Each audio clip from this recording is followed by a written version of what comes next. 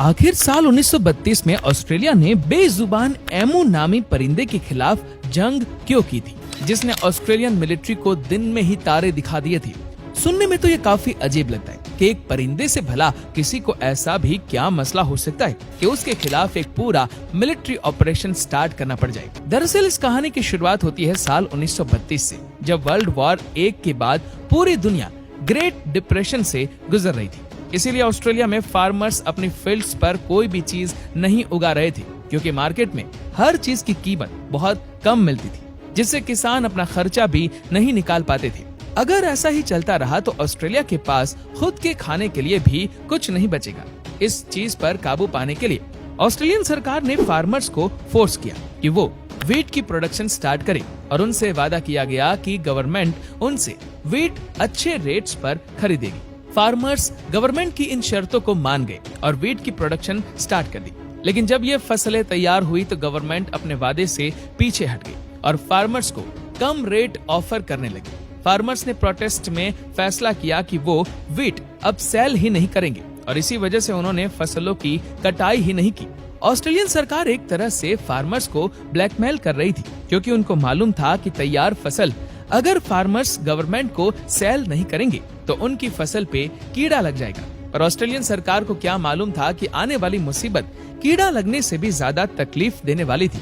एमूज जो सिर्फ ऑस्ट्रेलिया में पाई जाती है, उनका ब्रीडिंग सीजन खत्म हो गया, और ये एक सीरियस मसला था, क्योंकि एमूज अपने ब्रीडिंग सीजन के बाद माइग्रेट करती है। जब एमूज इन लैंड एरिया से कोस्ट की तरफ माइग्रेट कर रही थी तो उनको वेस्टर्न ऑस्ट्रेलिया में तैयार व्हीट फील्ड नजर आई। आपको यहाँ बताते चले कि एमूज की टांगे बहुत स्ट्रॉन्ग होती है और वो हैरत अंगेज तौर पे 70 किलोमीटर पर आवर की स्पीड से भाग सकती है।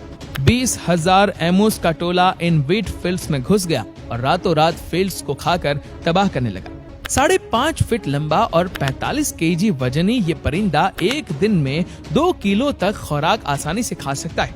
अब 20,000 एमूज बहुत बड़ा नंबर है, और ये सिर्फ एक दिन में व्हीट के 20 से 25 एकड़ की जमीन तबाह कर लेती थी, और अभी तक 300 से 350 एकड़ जमीन जाया हो चुकी थी।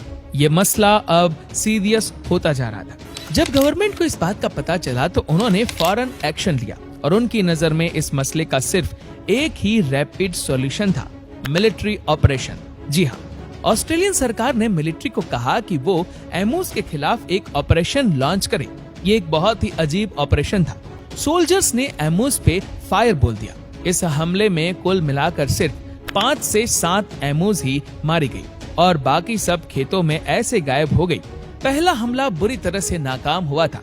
20,000 में से सिर्फ 5 से 7 एमूज की मौत इस मिलिट्री ऑपरेशन की पहली नाकामी थी। 4 दिन के बाद सोल्जर्स ने फैसला किया कि वो अब खेतों में ध्यान लगाकर बैठेंगे और एमूज के करीब आने का इंतजार करेंगे और फिर फायर करेंगे।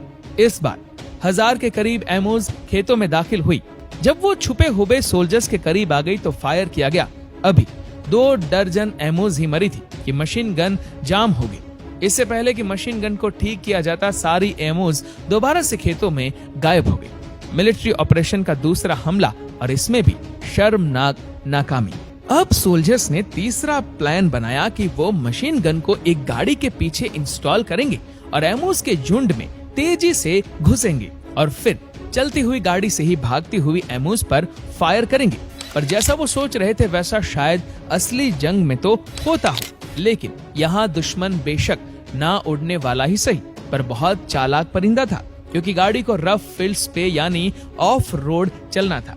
तो जाहिर है मशीन गन ऑपरेटर को भागती हुई एमूज का निशाना लेना भी काफी मुश्किल हो रहा था।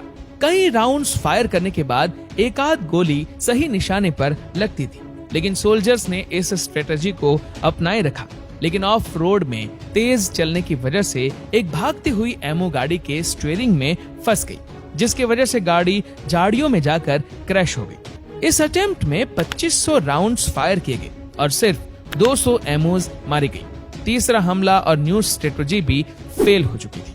कुछ हफ्ते बाद ऑपरेशन को दोबारा शुरू किया गया और इस बार हमला थोड़ा बहुत सक्सेसफुल था। कुल मिलाकर सोल्जर्स 1000 के करीब एमोज को मारने में कामयाब हुए, लेकिन टोटल 10,000 राउंड्स फायर करने के बाद इसका मतलब है कि एक एमो को मारने के लिए 10 गोलियां फायर की गई। उस दौर में इस ऑपरेशन पे करीब $10,000 खर्च हुए थे, जो आज $1,00,000 से भी ज्यादा बनते। इसीलिए इस मिलिट्री ऑपरेशन को बंद कर दिया गया।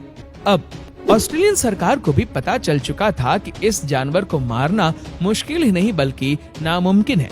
आज ऑस्ट्रेलिया में एमूस की पॉपुलेशन 6 से 7 लाख के करीब है और फार्मर्स अब अपनी फील्ड के आसपास जंगली जानवरों से बचने के लिए फेंस लगा के रखते। लेकिन एमूस के खिलाफ हुई यह जंग इतिहास में हमेशा याद रखी जाएगी।